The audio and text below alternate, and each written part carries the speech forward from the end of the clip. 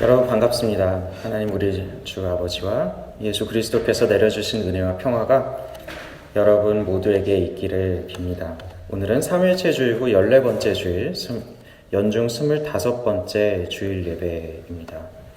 내 영혼아 여호와를 송축하라. 내 속에 있는 것들아 다 그의 거룩한 이름을 송축하라. 내 영혼아 여호와를 송축하며 그의 모든 은택을 잊지 말지어다. 그가 내 모든 죄악을 사하시며 내 모든 병을 고치시며 내 생명을 파멸해서 속량하시고 인자와 긍휼로 관을 씌우시며 좋은 것으로 내 소원을 만족하게 하사 내 청춘을 독수리같이 새롭게 하시는도다. 아멘. 오늘 봉독할 성서 말씀은 이사야 12장 1절에서 6절까지의 말씀입니다. 그날에 내가 말하기를 여호와여 주께서 전에는 내게 노하셨사오나 이제는 주의 진노가 돌아섰고 또 주께서 나를 안위하시오니 내가 주께 감사하겠나이다 할 것이니라. 보라 하나님은 나의 구원이시라. 내가 신뢰하고 두려움이 없으리니 주 여호와는 나의 힘이시며 나의 노래시며 나의 구원이심이라. 그러므로 너희가 기쁨으로 구원의 우물들에서 물을 기르리로다. 그날에 너희가 또 말하기를 여호와께 감사하라. 그의 이름을 부르며 그의 행하심을 만국 중에 선포하며 그의 이름이 높다하라. 여호와를 찬송할 것은 극히 아름다운 일을 하셨음이니 이를 온 땅에 알게 할지어다. 시온의 주민아 소리 높여 부르라. 이스라엘의 거룩하신 이가 너희 중에서 크심이니라 할 것이니라. 사랑을 베푸신 하나님 아버지와 은총을 내리신 예수 그리스도와 일치를 이루신 성령께서 이 자리에 계신 베른 한인교회 교우 여러분 모두에게 함께 하시기를 간절히 기원합니다. 그리스도인의 삶은 기쁨에서 출발합니다.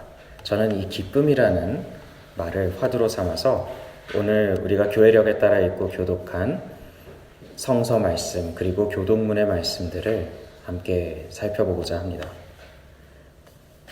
우리가 조금 전에 읽은 이사야서의 본문은 우리가 하나님과 올바른 관계를 맺을 때 무엇을 경험하고 어떤 삶을 살게 되는지 그리고 그러한 삶이 얼마나 기쁜 것인지 우리에게 알려줍니다. 이사야서 본문에서 이사야 예언자는 주님의 진노가 돌아섰다고 말합니다. 진노가 돌아섰다는 표현이 대체 뭘까요? 이 표현을 이해하기 위해서는 진노가 무엇인지 먼저 살펴보아야 합니다. 진노라는 단어, 우리말 이 진노라는 단어의 어감 때문에 진노를 물불 가리지 않는 어떤 격앙된 감정으로 이해하기 쉽습니다. 하지만 그렇게 이해하면 우리는 하나님의 진노에 관해 적절한 상을 얻지 못하게 됩니다. 진노하신 하나님은 화를 내시는 하나님이 아닙니다. 성서의 배경이 된 이 고대 지중해 문화권, 이 세계에서 진노는 사실 정의로운 것이었습니다. 진노란 정의를 침해한 자, 이 불의한 자에게 응분의 대가를 치르게 하겠다는 그런 의지를 뜻하는 개념이었습니다. 기분이 나쁘다면서 화를 내는 이런 게 진노가 아닙니다. 시간이 걸리더라도 끝내는 모든 것을 바로잡아 놓겠다. 이런 결연한 의지를 사람들은 진노라고 불렀습니다. 그렇기 때문에 성서에서 하나님의 진노가 드러난다. 이런 말은 하나님의 정의가 구현된다는 의미로 읽어도 완전히 의미가 통합니다. 하나님의 심판을 뜻하는 것입니다. 성서에서 진노라는 단어가 나오는 문장을 여러분이 읽다가 찾으시면 그 진노를 한번 정의로 바꾸어 보십시오. 혹은 그 진노를 심판으로 바꾸어 읽어 보십시오. 그렇다면 그 의미가 한결 분명하게 드러날 것입니다. 누군가를 미워할 수 있는 이유도 그 사람에 대한 애정이 남아있기 때문이라고 그러죠. 누군가를 미워하는 것은 그 대상에 대한 애정이 있기 때문에 적어도 한때 있었기 때문에 가능합니다. 여전히 마음이란 게 있는 거죠. 하지만 누군가에게 진노를 한 사람은 그 진노의 대상을 미워하지조차 않습니다. 그 대상과 나와의 관계는 아예 없는 것이 진노이기 때문입니다. 진노를 다룬 고대 지중해 세계에 가장 유명한 서사시가 있습니다. 여러분들 잘 아시는 호메로스의 일리아스인데요. 아킬레우스의 진노에 관해서 다루는 서사시죠. 트로이 전쟁 배경으로 하고 있지만 거기에 있는 한 구절을 제가 여기서 읽어보겠습니다. 나는 결코 그자와 더불어 의논하지도 행동하지도 않을 것이요 그자가 편안히 파멸의 길을 가게 내버려 두시오. 나는 그자의 선물이 싫으며 그자를 티끌만큼도 여기지 않소. 진노한 아킬레우스가 하는 말입니다. 여러분 어떻게 생각하십니까? 진노라는 게 어떻게 드러나고 있다고 생각하십니까? 누군가에게 진노한다는 것은 그 대상과 모든 관계를 끊는다는 것을 뜻합니다. 진노를 하게 되면 어떤 대화도 없고 어떤 타협도 없고 어떤 교류도 없습니다.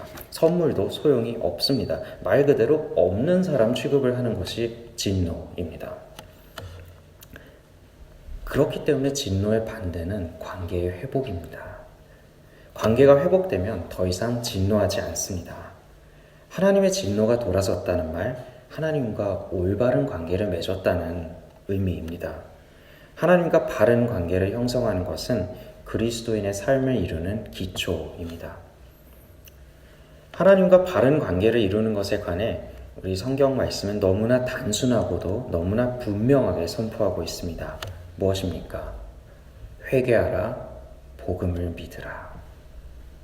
회개하고 복음을 믿는다는 것 결코 거창한 의미가 아닙니다. 죄를 뉘우친다고 할 때 쓰인 이 죄라는 단어, 이것은 법률적인 의미의 범죄가 아닙니다.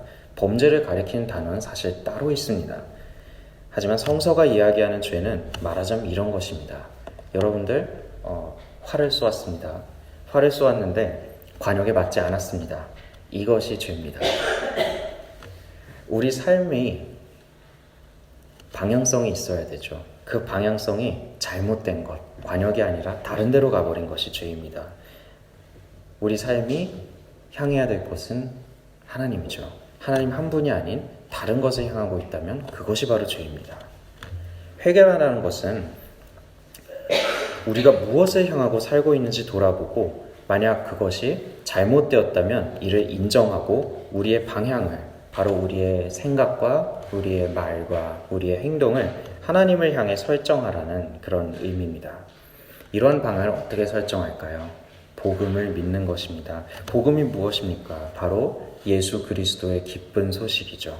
복음을 믿는다는 것은 기쁨 가운데 그리스도를 내 안에 주님으로 맞아들이고 그분을 신뢰하며 그분이 사신 길을 따라 사는 것입니다. 이 방향 설정이 잘못되면 우리는 하나님과 결코 올바른 관계를 맺을 수 없습니다. 우리 4세기 유명한 성인 아우구스티누스는 고백록의 서두에 이렇게 쓰고 있습니다. 주님 안에 쉬기까지는 저희 마음은 결코 쉬지 못하나이다. 하나님을 향하지 않는 인생, 하나님과 관계가 끊어진 삶, 여기에는 행복이 없습니다. 오직 불안과 탄식만이 있습니다. 이것이 바로 그리스도교가 이야기하는 지옥입니다. 죽고 나서 떨어지는 불구덩이가 아닙니다. 하나님과 단절된, 하나님을 향하지 않는 그 삶, 이미 지옥입니다. 그렇기에 요한복음 저자는 아들을 믿지 않는 사람, 그리스도의 복음을 받아들이지 않는 사람은 이미 심판을 받았다라고 쓰고 있는 것입니다. 반면 하나님과 올바른 관계를 맺었다면 구원받기 위해 무엇인가를 할 필요가 없습니다. 구원받기 위해 무언가를 해야 한다는 말 자체가 사실 어폐가 있습니다. 왜냐하면 하나님 당신이 이미 구원이시기 때문입니다. 우리는 구원이라는 단어의 어감 때문에 구원이라는 것이 우리가 살아있을 때 우리의 믿음을 하나님께 잘 드리고 그것을 우리가 죽고 난 다음에 영생의 형태로 돌려받는 이런 어떤 계약이고 어떤 상급이라고 생각하기 굉장히 쉽지만 이런 이해는 우리 그리스도교 신앙이 말하는 구원과는 거리가 있습니다. 성서에서 구원이라는 단어는 기본적으로 우리말의 안녕이라는 뜻이랑 완전히 동일합니다. 안위라는 뜻이죠. 안전이라는 뜻입니다. 우리가 구원 그 자체이신 하나님과 올바른 관계를 맺을 때 우리는 완전한 구원, 완전한 안전이신 하나님 안에 거하게 됩니다. 완전한 안위이신 하나님 안에 우리가 거하는 것이므로 우리 모두는 우리의 삶이 어떻든 하나님 안에서 안전합니다. 여러분이 그리스도를 통해 하나님과 올바른 관계를 맺고 계시다면 여기 계신 여러분 모두는 이미 구원받은 존재들입니다. 예수님은 내 말을 듣고 나를 보내신 분을 믿는 사람은 심판을 받지 않을 뿐 아니라 이미 죽음의 세계에서 벗어나 생명의 세계로 들어섰다. 이렇게 요한복음 5장 24절에서 말씀하고 계십니다. 그런데 주님이 원하시는 한 가지가 있습니다. 오늘 우리가 살펴본 이사야서의 본문은 말합니다. 너희가 기쁨으로 구원의 우물들에서 물을 기르리로다. 하나님이 우리에게 원하시는 것은 우리가 구원받은 존재라는 사실에 그저 기뻐하고 하나님 안에서 하나님이 허락하신 이 구원의 삶을 마음껏 누리는 것입니다.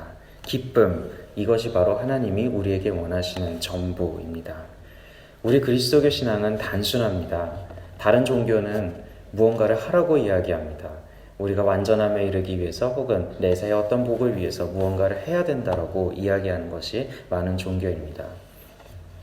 그러나 우리는 단순합니다. 우리는 무언가를 하라고 이야기하지 않죠. 우리는 그저 하나님 안에서 구원을 누리며 기쁘게 즐겁게 살라고 합니다. 그리스도교 신앙의 핵심은 기쁨에 있습니다. 그렇기 때문에 그리스도인으로 살아간다는 것은 기쁨의 삶을 의미합니다. 참된 즐거움의 삶, 행복한 삶을 의미합니다. 하나님 안에 있을 때 우리가 경험하는 모든 현실, 우리가 삶 속에서 만나는 모든 현실은 하나님의 구원의 상입니다. 하나님의 구원입니다. 그렇기 때문에 이사야 예언자는 구원의 우물이라고 하지 않고요. 구원의 우물들이라고 이야기합니다. 우리가 하나님 안에서 하나님과 올바른 관계를 맺고 있을 때 어떤 하나만이 거룩하고 성스러운 것이 결코 아닙니다. 우리가 하나님 안에 있는 한 우리가 삶에서 경험하는 모든 순간들이 구원을 경험하는 우물들, 구원이 흘러나오는 그런 샘들입니다. 우리가 할 일은 그저 그런 샘에서 물을 길어 마시며 기쁨을 누리는 것입니다. 우리가 이러한 기쁨을 누리며 살도록 하나님은 우리를 창조하셨습니다. 여기서 말하는 기쁨은 말 그대로 즐거운 것입니다. 우리에게 주어진 아름다운 것들을 누리는 삶입니다. 하나님께서 허락하신 것 안에서 누리는 감각적인 즐거움, 감정적인 행복, 이 모두가 우리가 하나님과 올바른 관계를 맺고 있는 한 이 모두는 거룩한 것입니다.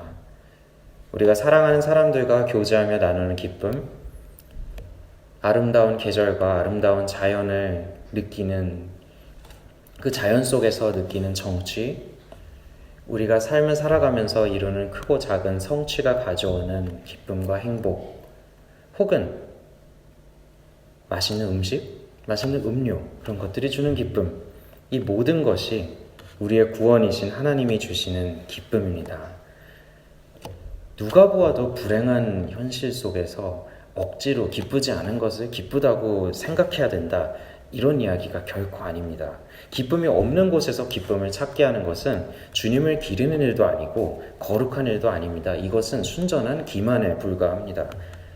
우리 성서에 보면 정말로 불행한 삶을 살고 있었던 사람들의 이야기가 나옵니다.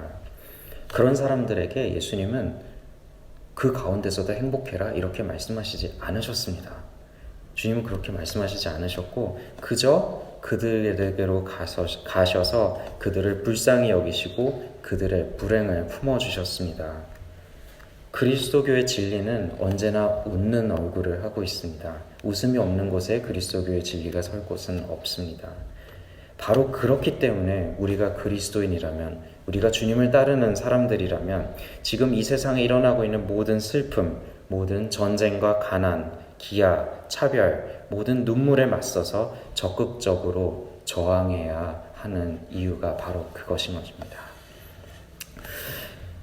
그리스도교 신앙은 우리가 삶 속에서 경험하는 즐거움과 행복에서 나오는 기쁨과 설렘을 통해 하나님의 구원을 맛보게 합니다. 그리스도교란 무엇일까? 바로 하나님 안에서 우리에게 주어진 행복을 가장 적극적으로, 가장 생동감 있게 살게 하는 운동입니다.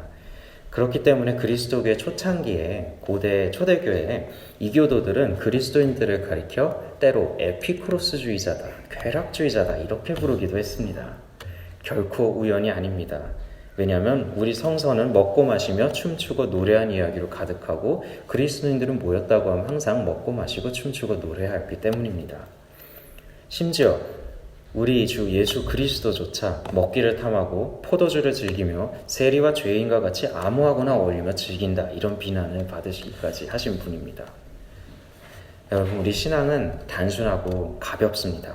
거룩함이라는 이름으로 우리가 마땅히 누려야 하는 그런 자연스러운 기쁨을 억압하고 온갖 무게를 잡으며 살아가는 그런 삶은 그리스도교 신앙과는 거리가 멉니다. 참된 신앙은 우리가 경험한 이 모든 즐거움을 있는 그대로 즐기고 누리도록 가르칩니다. 흥겹게, 아름답게 주어진 것이 하나님의 선물임을 인정하고 이에 감사하며 살아가는 것, 이 참된 기쁨의 삶이 바로 그리스도인의 삶입니다. 하나님은 바로 우리에게 그런 기쁨을 누리도록 우리 한 사람 한 사람을 창조하셨습니다. 그런데 그리스도교는 여기서 멈추지 않습니다. 우리의 신앙은 사실 여기서 출발합니다. 이야기는 오늘 우리가 교동문을 통해 함께 살펴본 빌립보서의 이야기로 이어집니다. 제가 공동 번역으로 오늘 읽은 교독한 빌립보서의 본문을 다시 한번 읽어보도록 하겠습니다. 주님과 함께 항상 기뻐하십시오. 거듭 말합니다. 기뻐하십시오. 여러분의 너그러운 마음을 모든 사람에게 보이십시오. 주님께서 오실 날이 얼마 남지 않았습니다. 아무 걱정도 하지 마십시오. 언제나 감사하는 마음으로 기도하고 간구하며 여러분의 소원을 하나님께 아뢰십시오. 그러면 사람으로서는 감히 생각할 수도 없는 하나님의 평화가 그리스도 예수를 믿는 여러분의 마음과 생각을 지켜주실 것입니다. 형제 여러분, 끝으로 여러분에게 당부합니다. 여러분은 무엇인지 참된 것과 고상한 것과 옳은 것과 순결한 것과 사랑스러운 것과 영예로운 것과 덕스럽고 칭찬할 만한 것들을 마음속에 품으십시오. 그리고 나에게서 배운 것과 받은 것과 들은 것과 본 것을 실행하십시오. 그럼 평화의 하나님께서 여러분과 함께 계실 것입니다.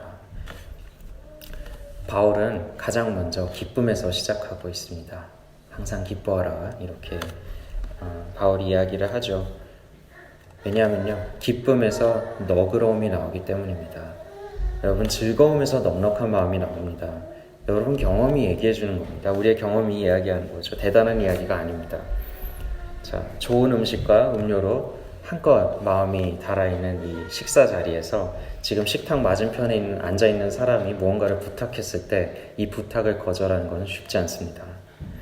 나에게 기쁨을 주는 내가 사랑하는 사람이 지금 내 앞에 있는데 그 사람한테 매정해지는 것 정말 어렵습니다. 그리스도교는 바로 이 어려운 마음, 이 너그러운 마음을 우리가 만나는 모든 사람에게 모든 방향으로 확장하라고 가르치고 있는 것입니다. 우리에게 기쁨이 있을 때 우리는 감사하는 마음으로 하나님을 바라보며 기도할 수 있습니다. 우리가 기쁜 마음으로 무언가를 기도할 때 이때 우리가 비는 소원은 우리가 뭔가 부족해서 이를 얻기 위해서 안달함을 비는 그런 소원과는 다릅니다. 내 마음이 기쁨으로 가득 차 있을 때 우리는 내가 아닌 남을 생각하게 됩니다. 주위를 돌아보게 됩니다. 이웃 행동을 더 너그럽게 이해하면서 나에게 상처를 준 사람들을 위해서 기도하게 됩니다. 그리고 이런 것들이 이 세상에 넘치면 좋겠다고 생각하며 자연스럽게 하나님 나라가 이 땅에 이루어지소서, 주님께서 가르쳐 주신 바로 그 기도를 우리의 입술로 고백하게 됩니다. 기도의 방향이 내 자신이 아니라 하나님 나라를 가리킬 때, 내 자신이 아니라 이웃을 가리킬 때 우리 마음에는 평화가 찾아옵니다. 바울은 이를 사람으로서는 감히 생각할 수 없는 그런 평화라고 묘사했습니다. 그리고 이런 평화가 우리의 마음과 생각을 지켜줄 것이라고 바울은 이야기하고 있습니다. 바울은 그리고 끝으로 당부합니다.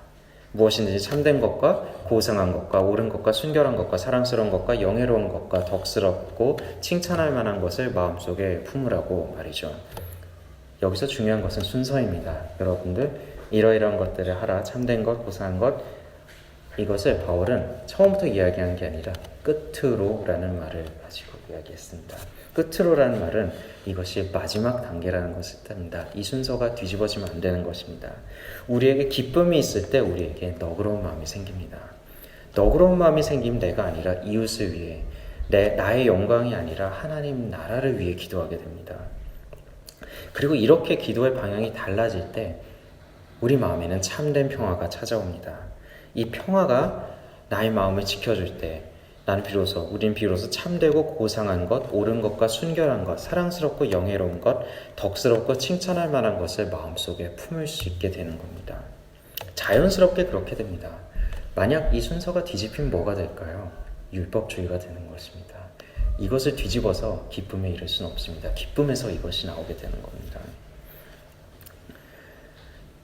이 반대가 무엇입니까? 거짓된 것, 저열한 것, 그릇된 것과 수치스러운 것, 혐오스러운 것과 부끄러운 것, 부덕한 것과 지탄받을 만한 행동이 어디에서 나옵니까?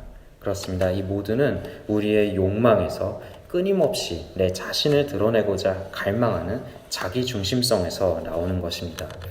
이런 자기중심성, 이런 이기적인 마음은 바로 어디서 나오냐면 불안에서 나옵니다. 그리고 불안이 뭐죠? 기쁨이 없는 상태입니다. 그래서 다시 강조하지만 회개가 중요합니다. 나를 주님 앞에 온전히 내려놓을 때, 그리스도 안에서 주님과 온전한 관계를 맺을 때 이 모든 것이 가능해지는 것입니다. 마지막으로, 정말 마지막으로 바울이 덧붙인 부분이 있습니다. 이렇게 바울이 얘기했죠. 그리고 자신에게서 받은 것과 들은 것과 본 것을 실행하라고 말입니다. 자신이 가르친 것을 따라라. 이렇게 바울은 이야기하고 있습니다. 여러분, 여기서 놀라운 점이 하나 있습니다. 바울은 가장 먼저 자신의 가르침을 따르라고 이야기하지 않습니다. 우리 성서가 가르치는 것, 우리 그리스도교 교리, 이런 것 중요합니다. 그리고 중요하고 우리는 이제 흔히 이렇게 생각을 하게 되는데, 우리가 하나님을 더 잘 믿기 위해서는 아무래도 성경 말씀도 더 잘 알아야 할 것 같고, 그 다음에 지식도 조금 더 있어야 될 것 같고, 그런 마음이 많이 들게 됩니다. 분명히 중요한 부분이지만 우리 오늘 성서 말씀에서 이야기하는 건 그런 교리를 이해하고 실천하는 것, 이것은 사실 그리스도인의 삶에서 마지막 단계라는 거죠. 어쩌면 그 마지막 단계에 붙어진 이제 부록이라는 거죠. 어쩌면 그렇게 사실 중요한 것도 아닙니다. 무엇이 중요합니까? 먼저 필요한 것은 기쁨입니다. 하나님과 올바른 관계를 맺은 후에 하나님 안에서 하나님이 주시는 기쁨들을 감사하는 마음으로 온전히 누리며 사는 것에서 그리스도교 신앙은 출발합니다. 나의 신앙이란 바로 이 기쁨 속에서 사람들과 더불어 쌓아가는 나의 이야기입니다. 그렇게 우리가 이야기를 쌓아갈 때 우리는 자연스럽게 그리스도를 닮아가게 됩니다. 그리고 그리스도의 삶을 살아가게 되는 것입니다. 무언가를 우리가 성경 말씀, 그런 지식이 우리를 그리스도인으로 만드는 것이 아닙니다. 여러분들 잘 아는 이야기가 있죠. 예수님께서 정말 성경에 대한, 그리고 교리에 대한 지식이 많았던 그런 사람들, 바리새인들과 사두개인들에 대해서는 별로 좋게 안 보셨습니다. 그분들보다 누가 먼저 천국에 들어간다고 했나요? 세리들, 죄인들, 창녀들이 가장 먼저 천국에 들어간다고 하셨죠. 그들은 하나님 안에서 자신의 방향을 하나님으로 설정했고 거기서 기쁨을 얻었기 때문입니다. 그것만으로 이미 충분했던 것입니다. 그때 이 기쁨이 우리 안에 충만할 때 우리는 그리스도의 삶을 살아가게 됩니다. 이 참된 기쁨이 우리 안에서 만들어내는 이 놀라운 이야기, 이것이 바로 우리 그리스도교 신앙에 담긴 진리입니다. 제가 앞서서 진리는 언제나 웃는 얼굴을 하고 있다고 말씀드렸습니다. 제가 한 말은 아니고요. 우리 스위스를 대표하는 종교개혁자였던 츠빙글리가 했던 이야기입니다. 진리 안에서 웃으며 이 웃음을 전하며 살아가는 우리 모두가 됩시다. 함께 묵상 기도 드리시겠습니다.